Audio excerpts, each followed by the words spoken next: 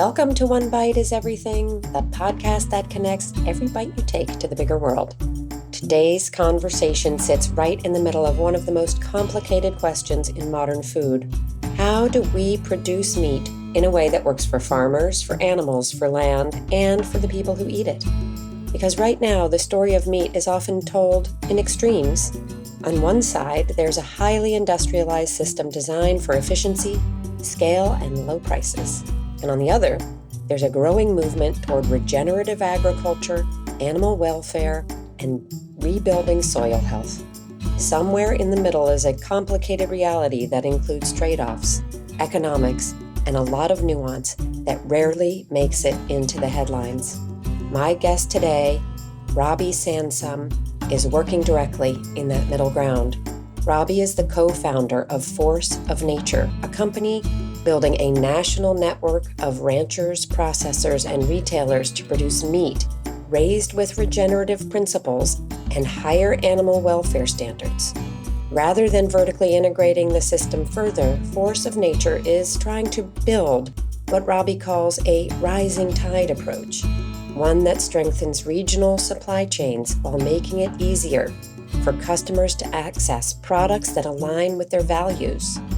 In this episode, we talk about what regenerative agriculture actually means and why the word is already being stretched, the tension between consumer expectations and farmer economics, why transparency in food systems is harder than it sounds, how protocols for animal welfare and land stewardship evolve over time, why scaling better systems is both necessary and incredibly difficult, and how consumers, whether they realize it or not, are shaping the future of agriculture with every purchase.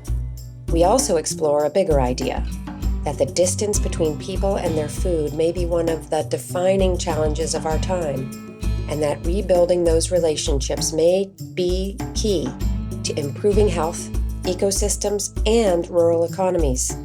If you've ever wondered whether regenerative meat is truly different, how companies navigate competing incentives across the supply chain, or how change actually happens inside the food system, this conversation offers a thoughtful and nuanced look.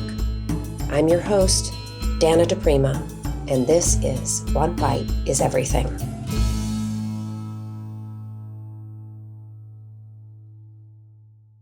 Force of Nature started back in 2019. It's the second phase of a long journey. We had a company prior to this one, and that was called Epic Provisions. And it was really in there that we began our journey into agriculture and animal agriculture and human health and where all of these things overlap. And we were pretty early in promoting supply chains that were driving, grass-fed or food that was low glycemic or paleo or keto. In that journey of saying, hey, we want to create food that's healthy for people. Where does it come from? Well, healthy animals. Where do healthy animals come from? Well, they come from healthy land. That's when we were exposed to regenerative agriculture. And we met up with the Savory Institute early in that journey back in probably 2012 or so. And we collaborated with them and came up with the idea for regenerative certification that became land to market based off of what they call EOV or ecological outcome verification. So we've been doing this stuff for over 15 years. We realized that we had an opportunity to have a bigger impact if we went from snacking to meals and from ounces to pounds. And so in 2019, we started Force of Nature. And Force of Nature being a meat company or meat purveyor, one thing that was very important to us was that we learned lessons from the past of what we wanted to do and what we didn't want to do. We want to promote a better system. We say redefine our food system through meat you can trust and one that improves health for consumers and for producers and for processors and land and animals. But we didn't want to further centralize, further industrialize. We kind of wanted to break the mold of what has happened in this space over and over again, where somebody starts a meat company and then they just repeat the formula that's already been done, get vertically integrated, centralized, and you shift share around. We wanted to create a rising tide. And so we figured that the thing that we could do that would be incremental to the category and where it was our kind of strength wasn't in being the best processor or being the best rancher. It was building a network of processors and building a network of ranchers all within regions and regional size and not only building that network, but then on the other side, creating awareness and access for consumers. So creating awareness to critical issues in our food system and creating access to products that address those very issues and those concerns with the food system, particularly around meat. In 2019 was the peak of Impossible and Beyond. Meat was under attack. And so we kind of came onto the scene saying, hey, this is not only meat you can trust, but we'll reclaim the legacy of meat and trying to put it back in its rightful place at the center of the plate where it should be, but also acknowledging, hey, there's the conventional meat system is challenged. It has made compromises. There are negative externalities that shouldn't be there. Animals should be eating diets they evolved to eat and should be living on lands in a manner in which those two systems or those two beings symbiotically evolved to have one another, and on down the list of things where that there could be better ways to practice agriculture. Force of nature is a number of things that are unique, right? So I just kind of described that we're not vertically integrated by design. We also are a brand. We don't sell private label products. Everything is brand forward. I think that you said trust is built through process rather than labels. And so we've tried to build trust through our brand and not chase third-party certifications that I think underserve the desires and intentions of consumers, but add cost. I think we try to build a brand that stands for transparency and traceability and story and integrity and develop trust and loyalty through that. We sell, to make it easy, we sell across proteins, so beef, poultry, also bison, venison, elk. We sell across channels, so we're in a whole lot of retail locations all over the country in all 50 states. We also sell direct to consumer. We also sell in the restaurant, and then we sell across occasions. So you can buy, ground beef or ground chicken, and you can buy steaks, but you can also buy the cleanest meatballs on the market and the cleanest sausages on the market. And you can buy stuff for breakfast, you can buy stuff for dinner, and you can buy it how you shop, where you shop, why you shop. Again, reducing the barrier to entry for consumers to not only, again, get access to what they're looking for, but also to send those signals into the market that say, hey, doing it this way is justified. Doing it this way can be rewarded. And we build that demand and develop that market. So we create that rising tide. What Force of Nature tapped into early on is a systems level realization that the quality of our food is inseparable from the health of the land it comes from and, in turn, the animals raised on it. Regenerative agriculture challenges the dominant model by restoring soil health, increasing carbon sequestration, and supporting ecosystems rather than depleting them. In fact, regenerative practices have been shown to improve soil organic matter by up to 3 to 6% over time, significantly enhancing water retention and resilience to climate extremes. This reframes meat not as the problem, but as a potential solution when produced within a system that mirrors natural cycles. Instead of further centralizing and industrializing food production, the model here is inherently decentralized, a network of regional ranchers and processors working in relationship with the land rather than extracting from it. It's a shift from scaling output to scaling impact, a rising tide approach that doesn't just redistribute market share, but redefines what the system is optimizing for in the first place. You were saying you're not vertically integrated, and that means that you're working with a bunch of different farmers and ranchers across the country. Can you explain how that works? How many? Where are they? And how is what you're doing different? Yeah, so I think last count, there's over 700 different farms and ranches in our network. And across those, they have over 2,000 employees. And similarly, I think we're at 17 or 18 different processing facilities across the country. All the processing is in the US, and across them, they have several thousand employees. Where we source from or how we vet doesn't change. We start with a protocol. We've taken the best standards from various bodies or certification groups, whether it be organic or the various welfare certifications.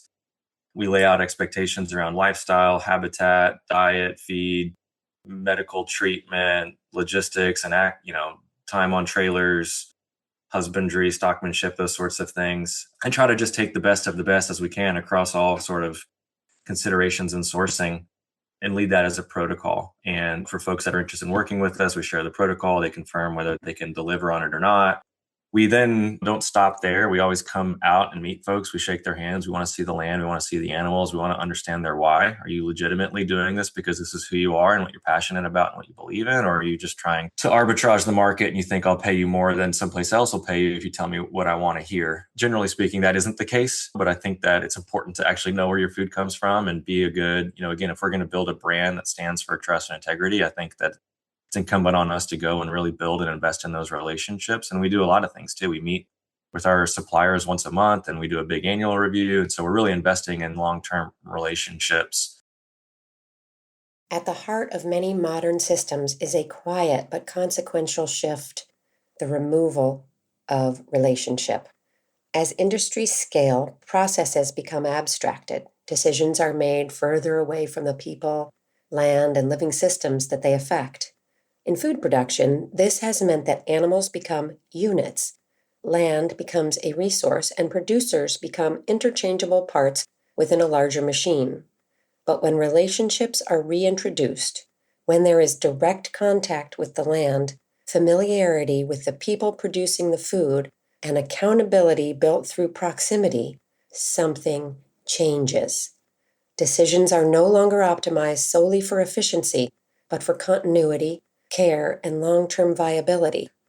Research has shown that smaller, relationship-based agricultural systems are often more adaptable and resilient to environmental stress, precisely because they are managed with context, not abstraction.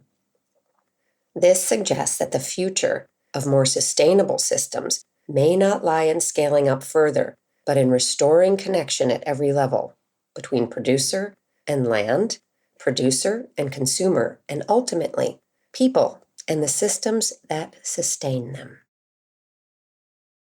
Let me ask a question just about that, because I guess I see, sort of your call to the market. Like, are you a farm that would like to sell your meat through force of nature? And, here are our protocols. So I see the opportunity for farms that are already doing it that way to say, wow, this is great. What a great channel for us, because this is what we do. This is what we believe in.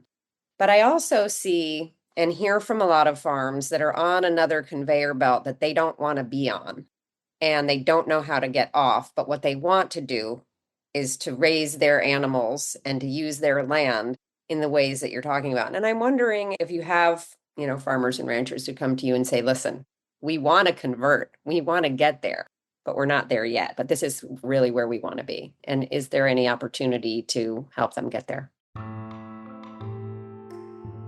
Yeah, definitely. I mean, I think both are important as well. The more people that may already be practicing, that don't want to be selling into a spot market or taking that risk and want to have commitments that are longer term and more solid footing and more stable, I think that it's important for them that they stay in the game because we are losing folks as well, right? So I think bringing that stable, reliable partnership is important. But then certainly, everybody has to start somewhere, and there are many folks making transitions. And in some cases, it could be, hey, that little winter feed regimen that you're giving or that cake that you think is grass-fed is not, and there's some stuff in there, and like we can help support them make transitions. But no doubt people see what we're doing, and we always look to the market and see that there's a premium that we're paying relative to the commodity markets. And so for folks that want to make a change in their practices and they know what we're expecting, and sometimes we share our protocol and folks say no, and then they come back a little bit later and they're able to comply with it. And so, I think that's really important. I think it's important to maintain, to not lose what we have, to maintain what we have, to build strength in it, and to continue to invite more folks in. And I think the more success, the more not just have as a brand, but in building the market and building the consumer base and continuing to mount momentum, the easier it is for folks to make transitions because it's de-risking it. They're seeing more social proof from other ranches and ranchers that are doing and making transitions. And then also they're seeing the size of the market and the consistency of the consumer, showing up and rewarding the effort.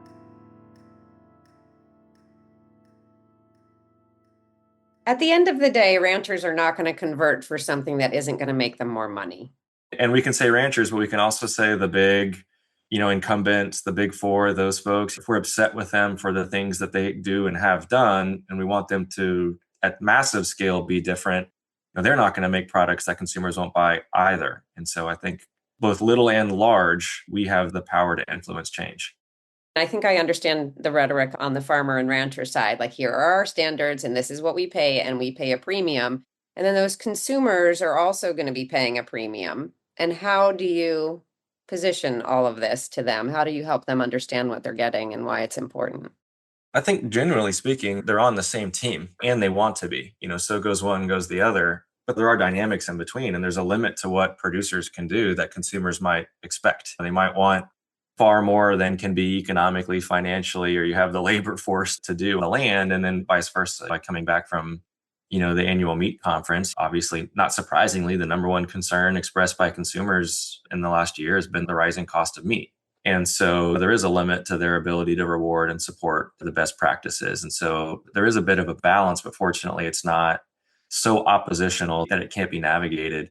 I think it goes to, on the farm side, let's celebrate progress and not let perfection be the enemy of progress.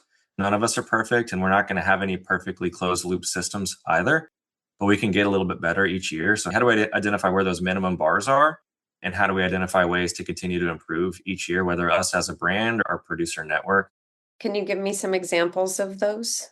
I mean, in the case of ruminants, I went to a bison ranch recently where they were putting in beaver analogs, trying to attract beavers back to the land by restoring the flow of water and causing some holdback. And it succeeded. They actually brought some beavers back onto the land.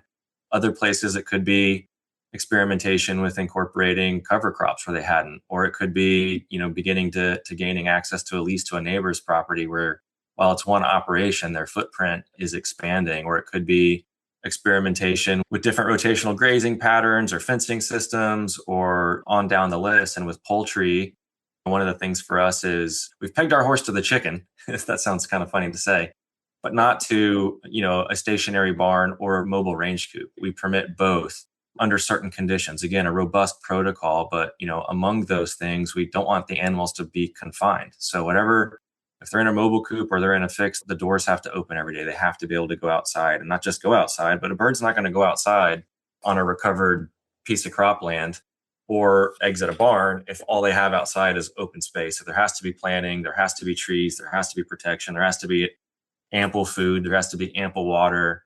And so how are those things evolving over time? How are the plantings doing? Are they taking? Do we need to put more plantings in? Things like that. One example of how we would change in our protocols is like, hey, I think anybody thinking about a pasture range operation, you think, okay, there's pasture, there's animals, you release them and they run around. Well, there's not everybody, but there are some where they have a farming component to their pasture system. So maybe they have an irrigated pasture that they use. That's an important tool for them for resiliency during inconsistent rainfall, which we've seen in the West for the last 5 years.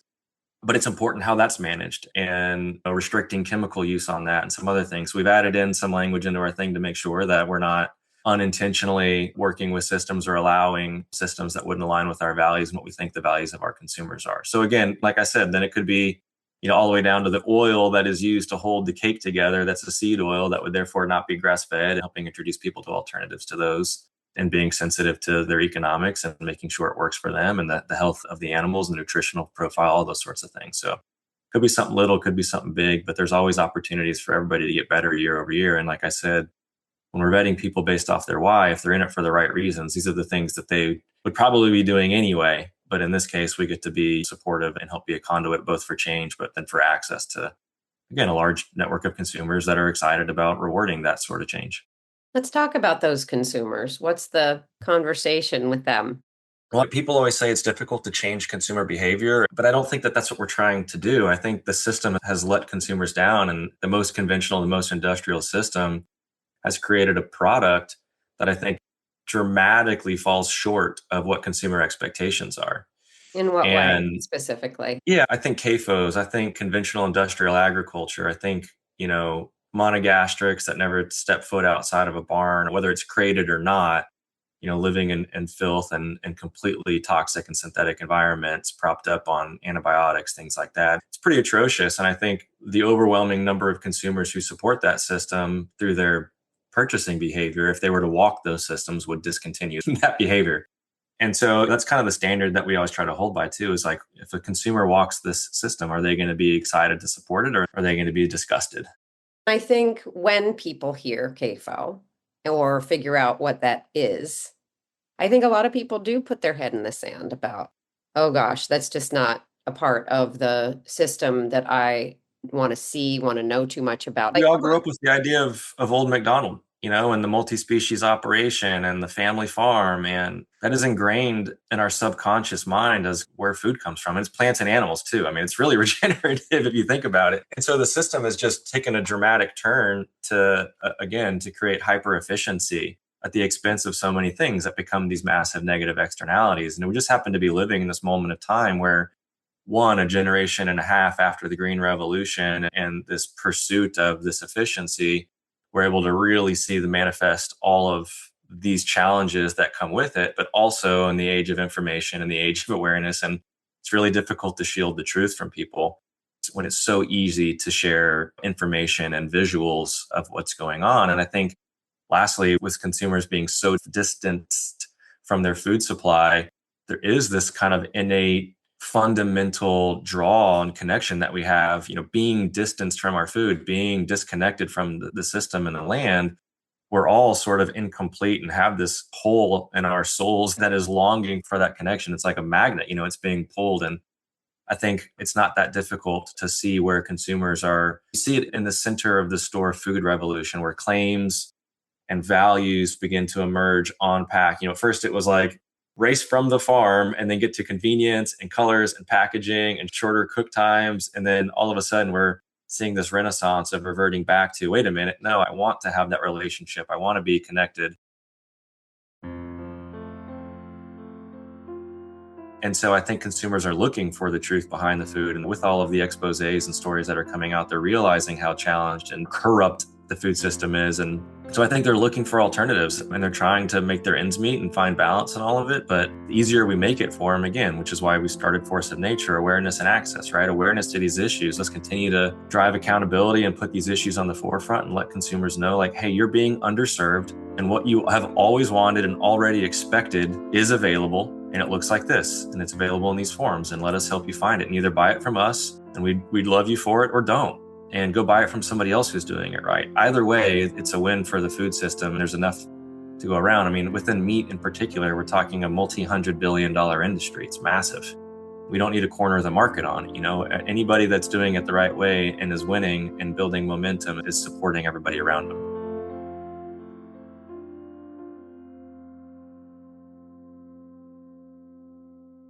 Do you think that the market is bigger than you are still? Meaning, are you growing into a market of people who are hungry for this kind of product and this kind of ethos?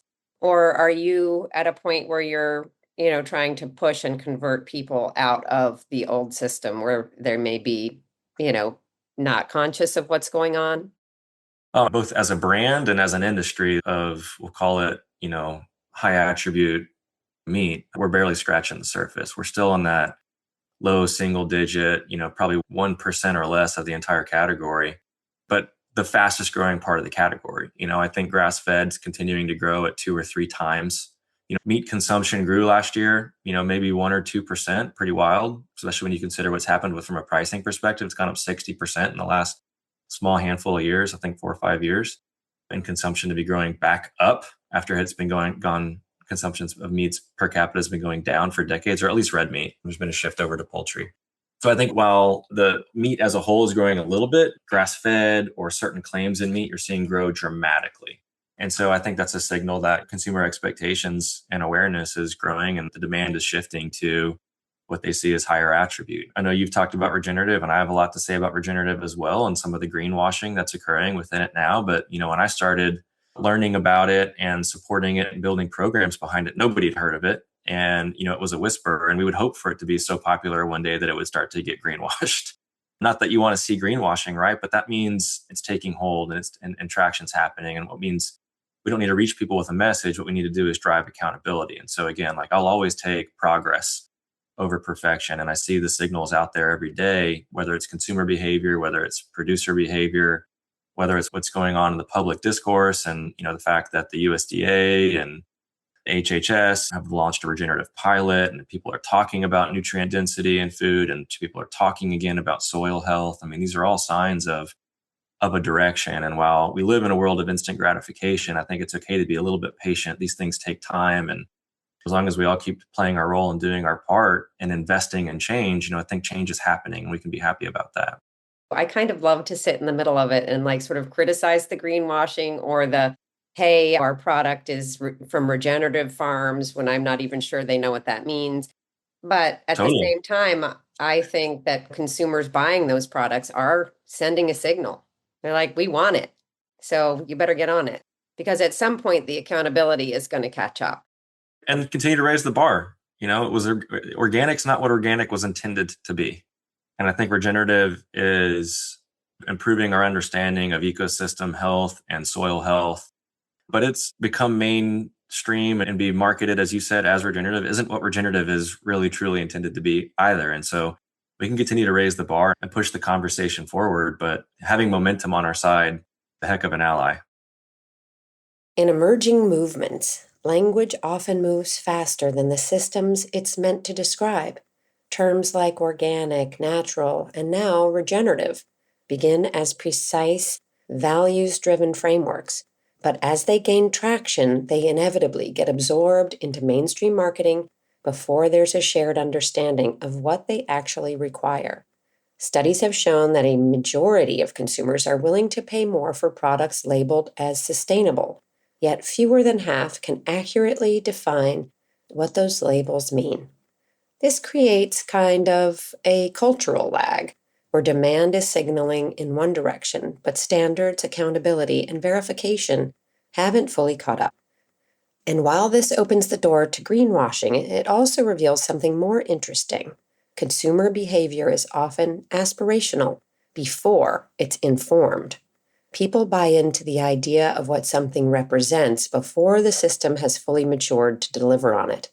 In that sense, even imperfect signals can play a role in shaping markets, not because they're accurate, but because they create pressure. Over time, that pressure tends to force a reckoning, where definitions tighten, expectations rise, and what was once a marketing term is either substantiated or discarded. The real question isn't whether language gets diluted, it's whether the system evolves fast enough to meet the meaning people are reaching for. Yeah. No pork. No, it's funny. We've tried to get into pork. We have done some pork in the past. We were going to launch pork last year. We actually went to a producer, one of the larger and more highly regarded producers of pork in North America. And they had a lot of wonderful things to say on paper. And we sent 3 team members and we visited the first barn. And one of my team had an asthma attack and one threw up on the floor. And it was another reminder that it's important to go see in person what's going on. And claims and certifications and accolades on paper, again, don't always translate to actual systems and conditions. And then we worked with some other folks that sleep in the field with their pigs and do the most amazing stuff, but they're in an area where feed supply is a challenge. Monogastrics, unlike grass-fed ruminants that live on pasture, they need a lot more feed brought in. And it's very important that you have a deep understanding of the feed, where it's coming from, whether it's regenerative or not, how it's being treated with chemicals or not. And there's certain limitations on the quality of feed, and that has a welfare issue for the animal. So there's just a lot of subtlety and details. And we had some issues with some of our smaller producers and their access to getting a really good quality supply of feed. And so with everything that we have going on and our size, we haven't been able to continue to move the bar where we've wanted. We've historically sold wild boar, which was wild caught in Texas. We're probably going to stop doing that soon. Again, the juice not being worth the squeeze, and with there being so much we're doing, and our whole animal beef programs are doubling and tripling each year in terms of U.S. sourcing and the size of those supplies, and the challenge that is to optimize and balance a carcass and so on with limited resources and the lean margins that we have in this meat industry we love so much. So, I'm not giving up on pork. It's just really been really, really difficult for us, more so than poultry even, although they carry some of the same challenges. Because poultry has really picked up share from red meat, there's really a bunch of great poultry folks out there that have systems that we could kind of build our protocol around. And we built a pretty crazy protocol, and we found 4 partners all across the US that were willing to roll the dice and do something they've never done before and do a custom program for us. What's the protocol? So no confinement, except for at night to evade predation. And they want to roost. These are jungle fowl, or the descendants, I should say, of jungle fowl. So they want to be up off the ground. They want to be roosting in the same place every night. No Cornish cross. That's the most popular bird in the country, but it develops in a way that isn't really conducive with the pasture system. We want organs and bones to develop fully before they put on meat, and we're not really interested in disproportionate sizes of breasts or white feathers. We're interested in healthy, thriving animals. We have pretty extensive requirements, no use of chemicals in the barns or out of the barns. Like I mentioned before, the outdoor spaces need to have ample food, water, planting of shrubs and things. The life cycle of the bird is a little longer. We let them live a little longer. We put males and females together, no sexing in our program. We don't like the idea of day-old chicks getting either ground up or gassed or whatever it may be. I think chickens should be chickens together, whether male and female and whatnot. I could talk for hours about all the different nuanced things that we've done that individually may not be so novel, but collectively make it a really unique system and also a really expensive system. I mean, our birds are more expensive than their counterparts, but you're getting what you pay for. And we believe that our brand could afford that we'd be able to introduce these things to our consumers and they'd be willing to pay for it. And that might be the sort of motivation or the kind of cracking of the door that will help others, want to follow and do some of the things that we're doing and bring down some of those costs and challenges. It's been said that 80% of antibiotics in the country are used in animal agriculture. And so antibiotic free became a big claim. And even the USDA admits that 30% of products labeled antibiotic free test positive for antibiotic residue. So we test every flock of birds to make sure that there's no antibiotic residue in the birds so that we can have 100% confidence that there hasn't been any foul play, or that's a bad pun, there hasn't been any cheating. There's a point at which complexity stops being neutral and starts obscuring reality. The more layers a system has, more intermediaries, more certifications, more distance, the easier it becomes for representation to replace truth. We begin to rely on symbols of integrity rather than integrity itself. A label becomes a proxy for a process we can't see, and over time, those proxies take on a life of their own, not necessarily because of bad actors, but because the system itself makes it difficult to verify anything directly. And so the question becomes less about whether something is authentic and more about whether authenticity can even be preserved once it's scaled beyond direct relationship. Our first core value as a company is feed others as you wish to be fed. And so, again, while I'd say we're not perfect, we are constantly looking for ways to make improvements and to better serve the demands and desires of consumers and to help justify and support what farmers need to make those changes on the farm. And then again, I mean, the overlooked middle of the supply chain, all the processors and everything in between who are also struggling. Like, how do we just create a healthy system where end to end needs and desires are being served and we're supporting the outcomes for everybody, all key stakeholders, including the land and the animals? Let me ask you about this because you're obviously very well versed in what's going on out there on farms and what a good regenerative definition might be. Tell me a little bit more about you and your area of expertise and how you got here. Yeah, so me personally, I grew up in Austin and I was fortunate that my relatives had land nearby. So I was always able to go out and visit and probably nowadays take for granted being able to go out and see somebody milking a goat or a cow and harvesting a pig and growing up doing a lot of hunting. That kind of nurtured as I got older, more hunting and fishing and traveling around and just wanting to be outside and spending time doing things outside. But I did. I grew up in the city whenever we weren't being able to get away.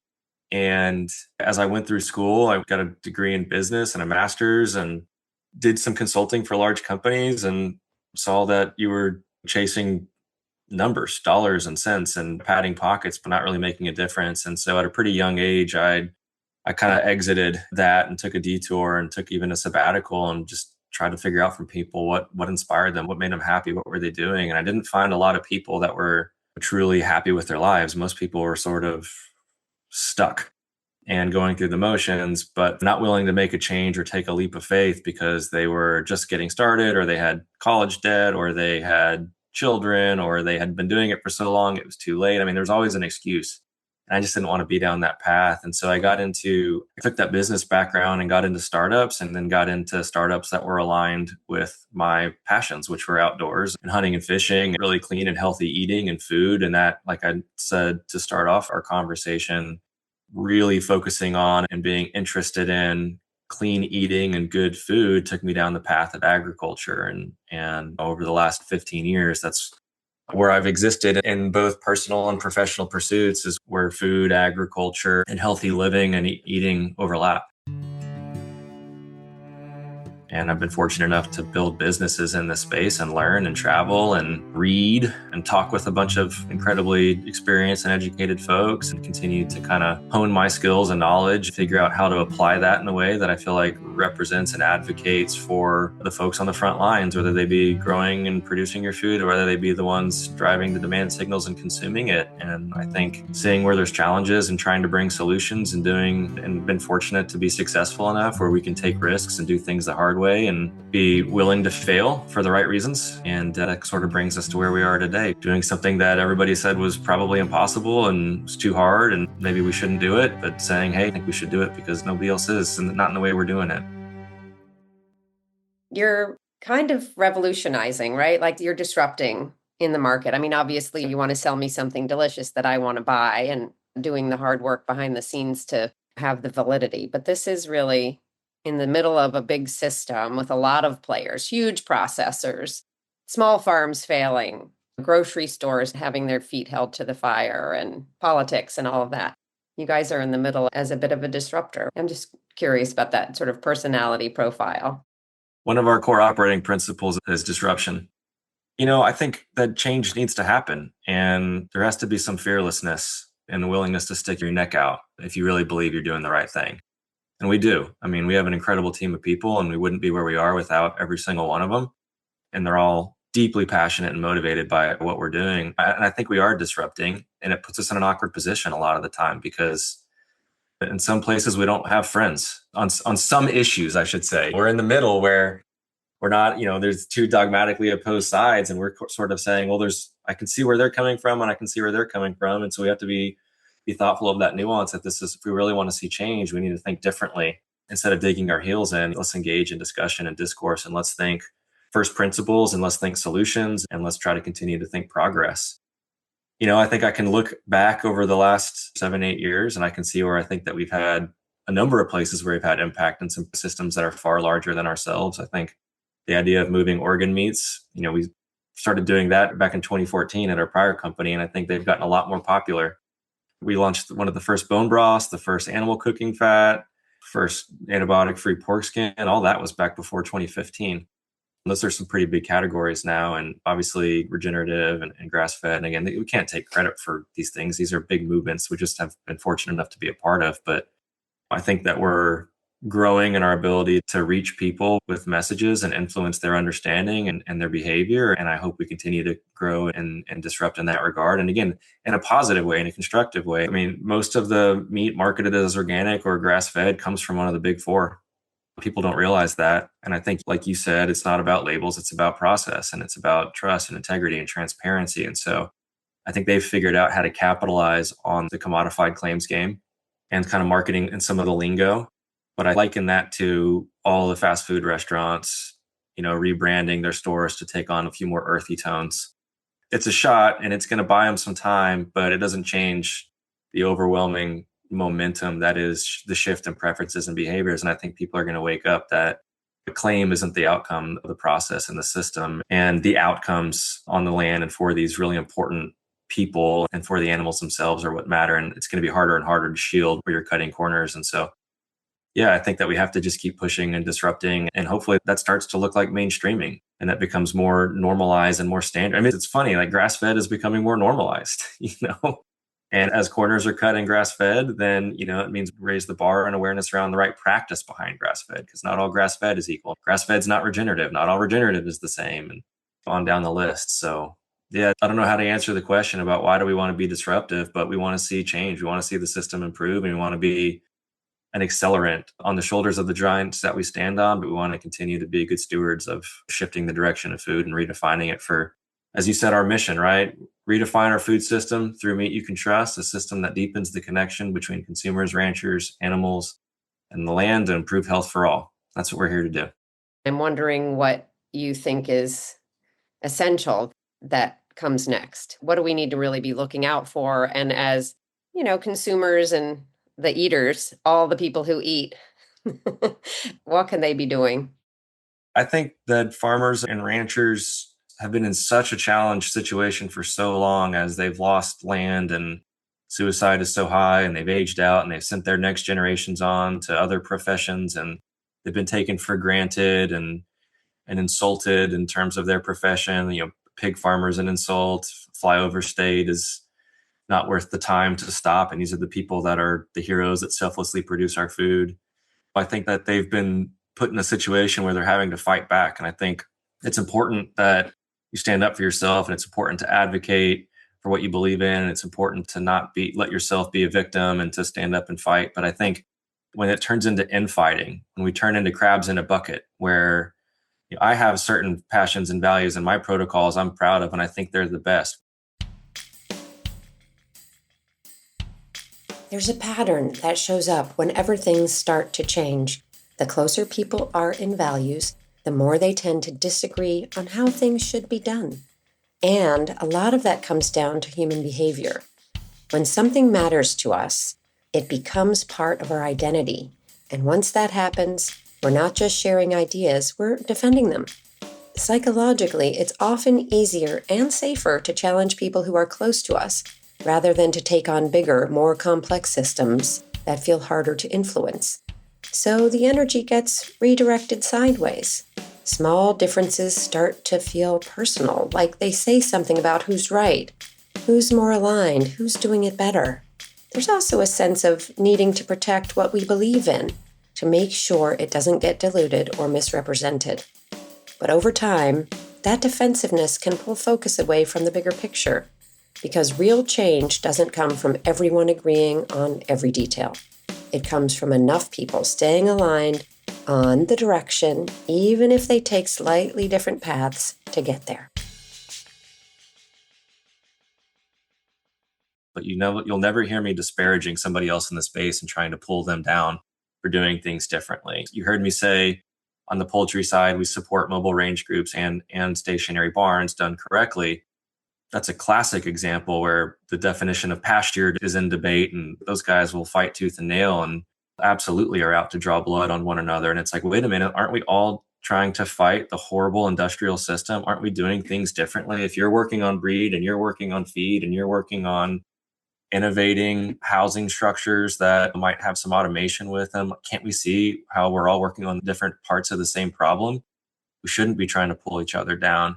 And the same thing can be said for different types of ruminant agriculture and practices and so on. So I'm not going to give all of the examples, but I think of us as like the manifestation of David and Goliath, except David is trying to take on the giant and the arm and the sling and the rock, and none of it's talking to each other and won't work together. And so I imagine the incumbent big four, meat processors that have put us, producers and consumers in this situation where they've been so dramatically failed and the negative externalities are so costly for generations. They're in their ivory tower laughing at all of us, fighting each other instead of locking arms and standing up, even despite the 2% of things that we disagree on, recognizing the 98% of things that we agree on make us stronger and better. I think from consumers, what can they do? I always say that claims matter, just they don't matter the most. And they're sort of your entry point. And so whether you're at a farmer's market or you're at the grocery store or you're at a restaurant, you're probably going to be faced with some decision. And so it's like, yeah, I think the minimum bar is like a pasture in a ruminant or even a monogastric, a pasture claim, a claim around a breed or a regenerative claim. These are all things that are nice to have, but they can be done in a really conventional and really industrial way too. Almost any claim can. Maybe not regenerative, but don't delegate your autonomy and your authority to a seal or a certification without doing some of your own legwork behind it to make sure where the food is coming from, the brand or the farm or whatever it is. Like, do they really represent you? Are they really speaking to you? If you go to their website, is it a hollow set of marketing claims with nothing behind it? Or is it a long history of trying to advocate for change and systems and values. If you're at a farmer's market, and I think you've said this as well, I think all else equal, buy your food locally, but sometimes all else isn't equal. And sometimes, as great as proximity can be, the system behind it still matters too. And you have to decide which is more important for you. And if you want food that only comes from your zip code and you're willing to accept any compromise in that, that's great. That's wonderful. You've chosen right for yourself, but just recognize that you have the opportunity to meet these people and go visit their farm. And I'd say by and large, most of the time, you're going to love that. And that'll brighten their day and it'll inspire them, and you can inspire one another. But you also might find folks that aren't doing quite what you thought. And I think for an item that's on most plates, most meals of the day, if you're buying it at home and you're going to buy the same product pretty consistently, I think like 56 times a week, according to the data, at least on average, make sure that you really know what's behind what you're buying. Don't buy it because there's a seal or a claim on it. Buy it because you've looked a few layers deeper and they stand for something that aligns with what you're passionate about and what you believe in and represents the sort of change in the food system that you want. Otherwise, you're complicit in whatever system is championed by what you're purchasing. And I don't mean that to be an assault on the fact that you're busy and it's hard and there's a lot of distractions going on in life. I just know that people more than ever are showing up and choosing with intention and purpose and paying premiums. And I'm seeing them taken advantage of when they do that. And there are some really incredible products and brands out there that you should be supporting that may even carry fewer claims than some of the products you're probably supporting because they got all the little badges on the package.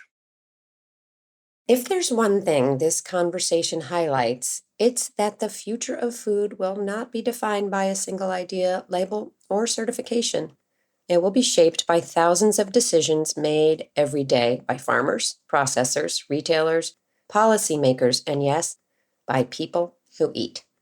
Robby reminds us that real change often happens in the gray areas, not the extremes, between price and principle, between efficiency and stewardship, between what consumers say they want and what systems are currently built to deliver. We talked about how regenerative agriculture is gaining traction, but also facing the inevitable pressures of scaling, including confusion, greenwashing, and competing definitions. We talked about the delicate balance between making food accessible and ensuring farmers and ranchers can earn a living. And we explored what it really takes to build supply chains that support animals, land, and people over the long term. Because food is not just food, it is relationships between soil and water, between animals and ecosystems, between farmers and eaters. And when those relationships weaken, the system weakens. When they strengthen, the benefits ripple outward in ways that go far beyond the plate.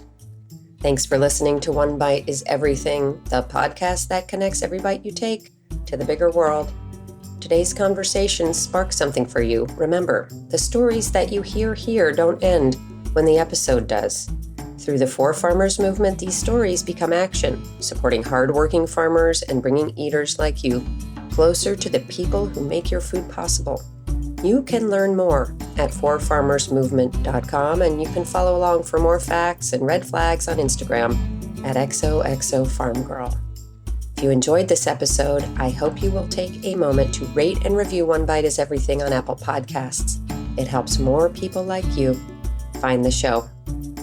One Bite is Everything is in the top 3% of podcasts globally, with more engagement than 88% of all of the podcasts on Spotify, with over 150 episodes committed to bringing you the stories that matter. This episode was co-produced by Sonia Dillon with sound design and original music by Russell Chapa. I'm your host, Dana DePrima, and I will see you here again next week for another episode of One Bite is Everything. Until then, eat like it matters, because it does.